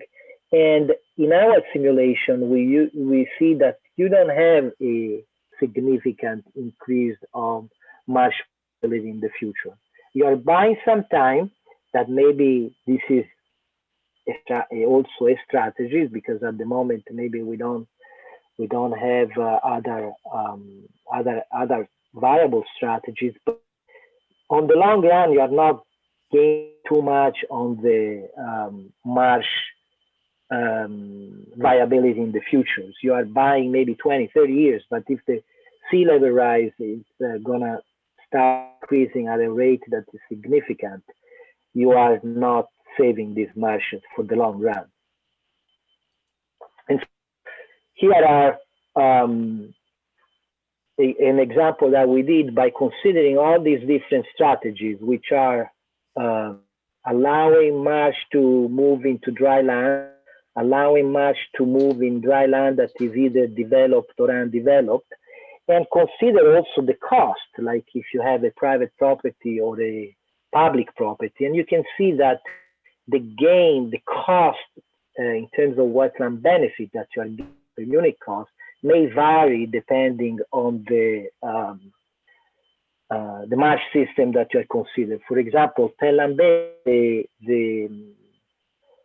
benefit per unit cost that you get, which is this red line, if you allow marsh to establish in all dry land, both developed or undeveloped. In that case, if you allow that parking lot become a natural land and allow the marsh to migrate in there, the cost is pretty much zero because it's already a public property. It's not private, and so the gain per unit is quite more significant. And here we had to break it down because the histogram column was going way much higher than the other. While in other cases you don't have that because there are lots of private ownerships that need to be dealt with, and that costs more money. And you can see also in this example just how the thin layer deposition is not, which is the yellow, or the yellow gains are not for the long run. They are not. Um, it's not a strategy that really it really buys you maybe 20, 30 years, but not the long run viability of that much. Thank you, Marco. So I want to talk a little bit about the time frame of the rest of this project. So we're our goal is to prepare preliminary marsh conservation plans by teaming with groups of stakeholders, hopefully cooperative groups across agencies or organizations if possible. And so what we're doing as part of this meeting is presenting what we've got so far and also asking people if they are interested and what groups they would be interested in teaming with. And then we will gather all that information together and come up with a group of teams that we're going to be working with, something like in the order of, I don't know, 1 to 4 different groups that they'll be working with. And so with those groups, we're going to have some working meetings. So it's early October, so we would have something in early to mid-November, early December, I would hope, just because mid-December is hectic, and mid-January. And so maybe that first meeting would involve something like just developing what the framework of the report would be, and making assignments for who's responsible for which parts. In December would be showing the drafts of all those parts, and in January would be hopefully a presentation of the draft final report, which could then be further edited. And then we have some funds to do some community workshops in February and March of next year. Again, we were hoping to bring these to the communities in person, but it's likely to be on Zoom. And then, so some of the community members that have not been part of this so far, we would receive some feedback on the plan from them if they're willing to give it, and then incorporate those comments or suggested revisions into the final plan. And then there'll be a final project report and presentation in April. And then contractually, we have to have everything wrapped up by May. So we had some delays. It's a little bit of a tight timeline, but I think, I think we can get a lot of traction over that time frame. And so, as we've discussed a little bit, for this project, we have a lot of support that we can offer in terms of providing the framework, and then we have the data and the analysis from the viewer. Marco showed some of the additional maps, some additional sea level rise scenario results, and some literature analysis, for example. And so, again, we're hoping to have some feedback on some of these questions.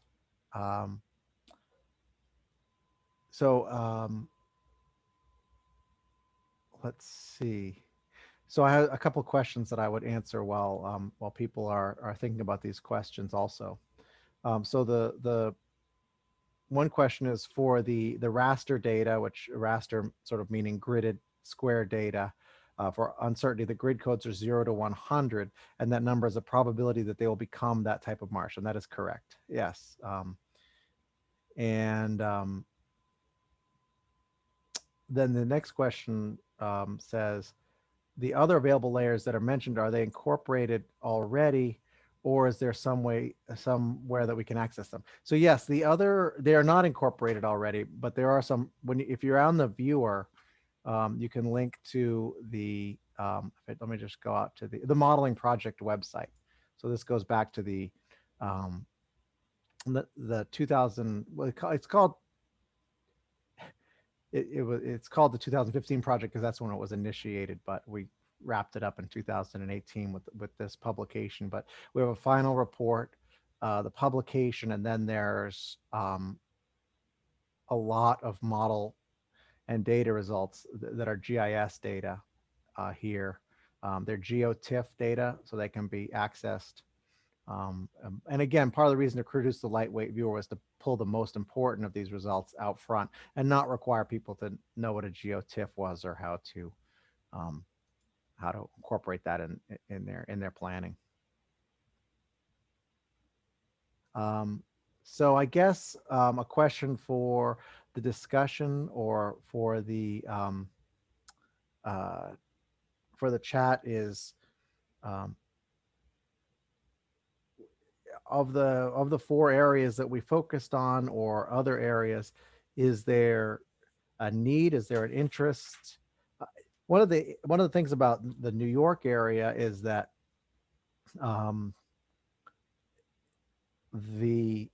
there's really strong public ownership of the of the lands that are low enough to support marsh or marsh migration. So the question may be less, in some cases, the question may be more of managing marshes as opposed to maybe more about managing marshes as opposed to about, let me bring the public-private overlay on this, than it is about purchasing, which easements to purchase, or how to handle this. One of the interesting things about some of these results was that in some of these parcels are owned by New York State. They have two ownerships, and the primary owner is an individual, but then is also listed, but they're listed as public lands as New York State DEC. So I'm wondering if that means that there is already an easement in place on some of these lands. We went back to the original database because we said that's a little strange that they have both a public and a private owner, but they're listed as public, but that's how they are listed. So there may be some folks that have knowledge about whether that hypothesis is correct or not. So let me go back to these questions. So I'd love to get any feedback on this, because again, sort of it's like in terms of we're going to be trying to work with the groups that are most interested, that have sort of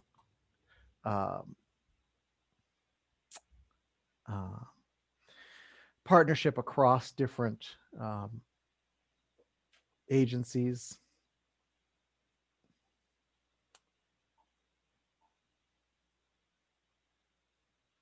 Everybody's either shy or asleep, or they've left.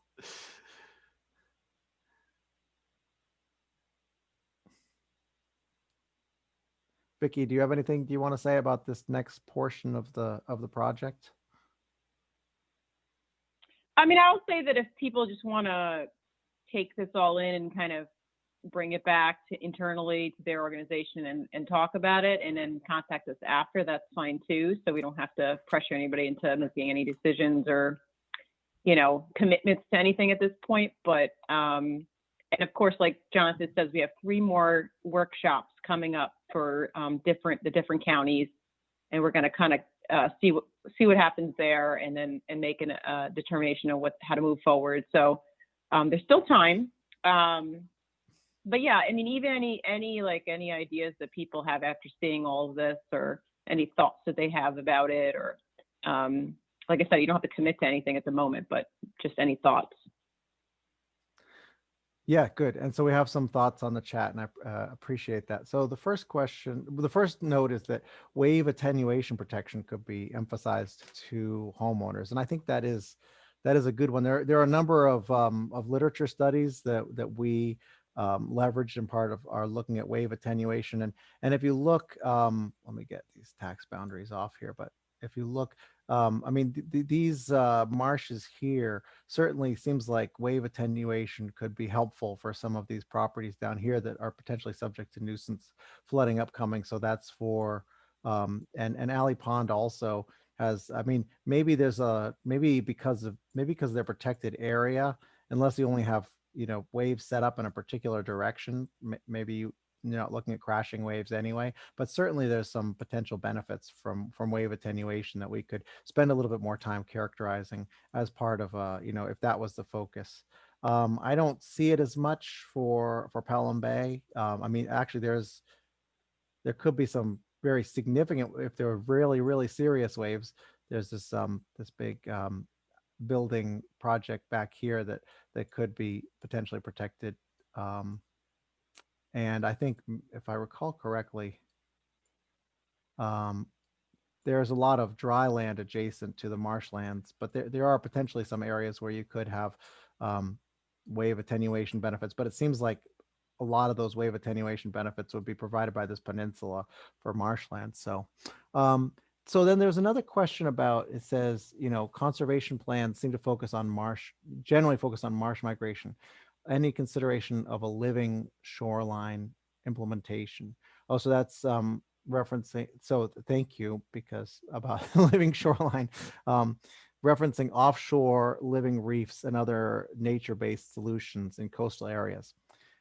Well, I think that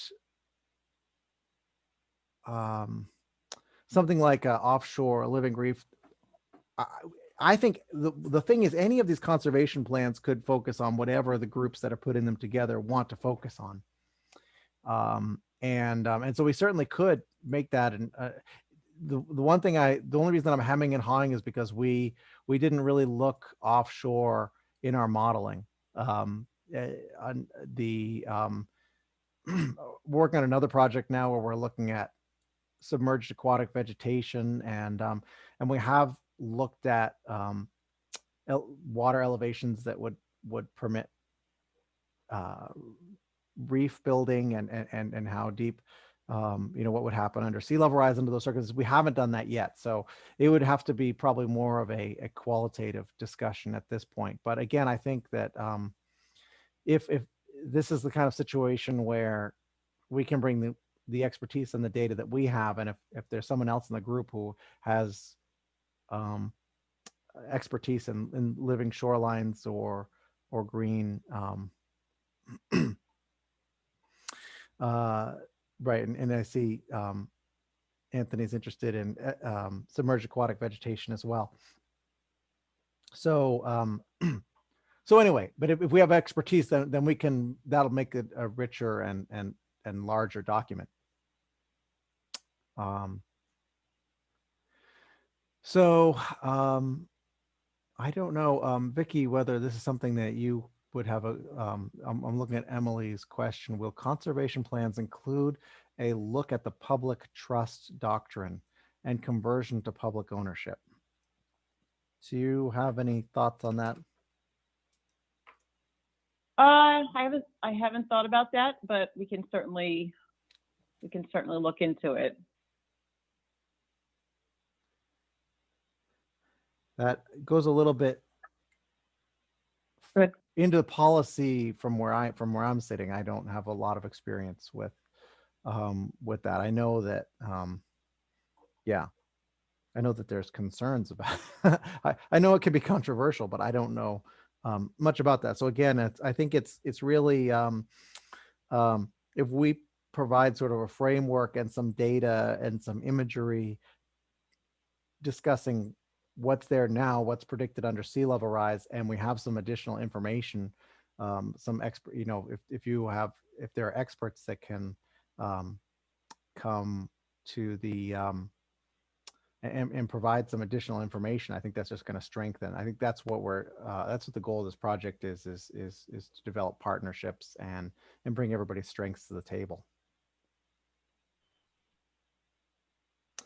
Yes, and blue carbon as a co-benefit. We do have yes, a carbon sequestration component in the model, so we could take into account. Yeah, that's a good point. I think that's something we could actually pretty easily leverage in terms of our additional work. What carbon sequestration looks like.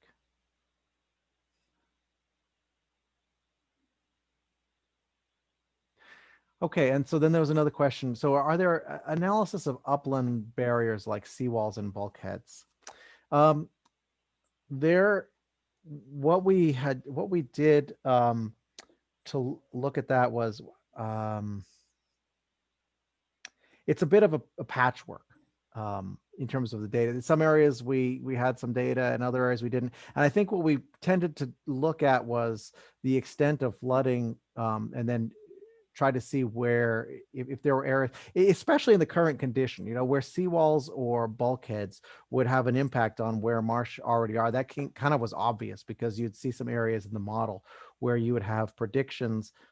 There should be a marsh there, but there's not a marsh there. Then you go in the satellite imagery or talk to somebody who has local knowledge and they tell you, oh, well, that has a seawall. Or you look on the, I don't think there was much on the national levy database from the Corps of Engineers for this area, at least at the time that we looked at it. But we did take into account that to the best of our ability. Now, something like a bulkhead, which is more of erosion control, we would take that into account. I think of that as more of erosion control. Maybe my definitions aren't perfect. We would take that into account in terms of the erosion rate that we were applying to that location, but wouldn't necessarily have an impact on the flooding unless it showed up in the LiDAR data. Yeah, one thing that we have looked at in not in this study, but in some other studies we have done, and we are still looking at, is if we find identify areas like that are, although maybe the elevation is low and they could get inundated in the future, but they are not getting inundated right now, go back and see what is preventing water to go in those areas in the future, and look at, okay, if we remove this type of impediment, is that an area that could maybe accommodate marsh migration just by allowing? And this is we start looking at this type of work both in Maine and Connecticut. We haven't done it here in Long Island, but definitely this is one of the planning possibilities. Is like looking if there are impediment in areas behind impediment that could be they could, you could allow water to get in and let especially areas that these days in Connecticut Connecticut areas that are actually drainage area when it rains a lot, and there is a connection but it's pretty high. So by making that connection maybe lower would allow a more irregular flooding, and that could be a strategy that, for example, Connecticut is looking at sometimes.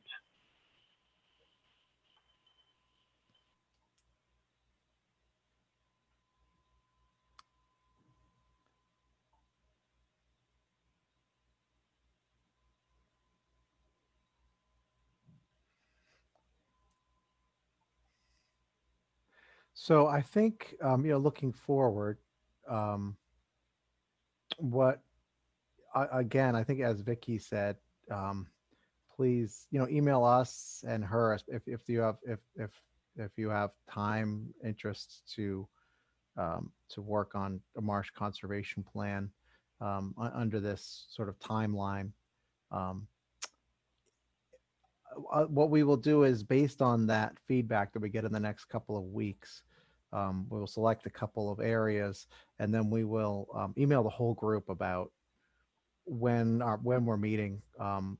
And so at that point, we'll just say, okay, here are the plans we're working on, and we'll email the whole group, and then say if you're interested, please let us know, because we're not going to bombard you with emails because you came to this workshop. But we do want to open the invitation to be part of the conservation plans that we do move forward towards developing. I think that's all that I have, unless other people have additional things that they want to say or type.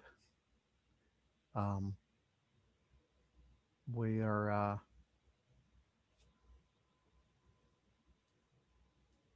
would be happy to hear them.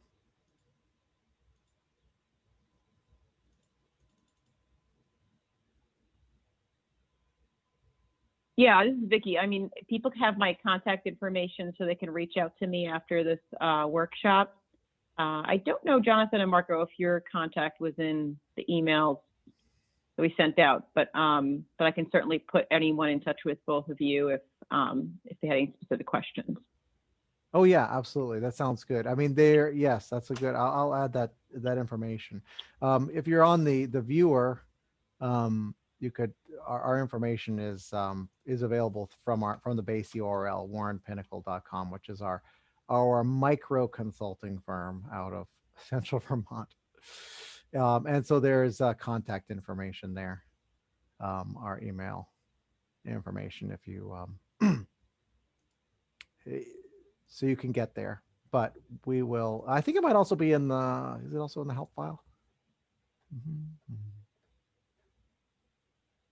Well, mine is there, and I can certainly pass on anything that I get to Marco.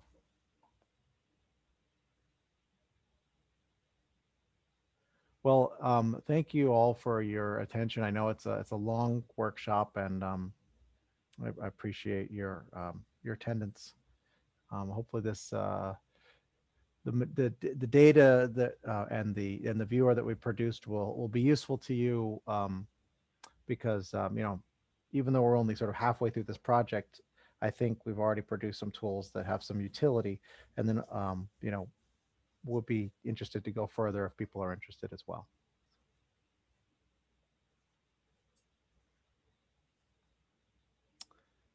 With that, I guess I'll close unless anybody has.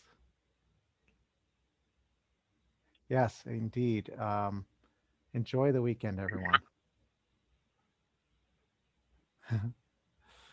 Thanks, everybody.